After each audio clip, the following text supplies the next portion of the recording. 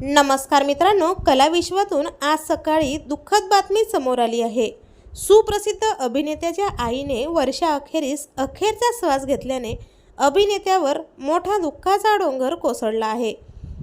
मित्रांनो, चित्रपटसृष्टीतील दिग्गज अभिनेते मोहनलाल यांच्या आई शांता कुमारी हिचे निधन झाले आहे। त्या 90 वर्षाच्या होत्या। कोचीमधील एलमक्कारा येथील मोहनलाल यांच्या निवासस्थानी त्यांचे मृत्यू झाले। गेल्या काही काळापासून त्या वयोमानानुसार होणाऱ्या आजारांनी त्रस्त होत्या। त्यांना काही दिवसांपूर्वी स्ट्रोक आल्याने त्या आजारी होत्या। त्यांना शेवटच्या काळात बोलायलाही त्रास व्हायचा। शांता कुमारी या मोहनलाल यांच्या आयुष्यातील सर्वात मोठे प्रेरणास्थान होत्या। आपल्या यशाचे सर्व श्रेय मोहनलाल हे नेहमीच आपल्या आईला देत असत। मोहनलाल आपल्या आईच्या खूपच जवळ होते आणि त्यांच्या प्रकृतीची ते स्वतः काळजी घेत असत। आईच्या अशा अचानक जाण्याने अभिनेते मोहनलाल यांच्या डोक्यावरील मायेचे छत्र हे कायमचे हरपले आहे।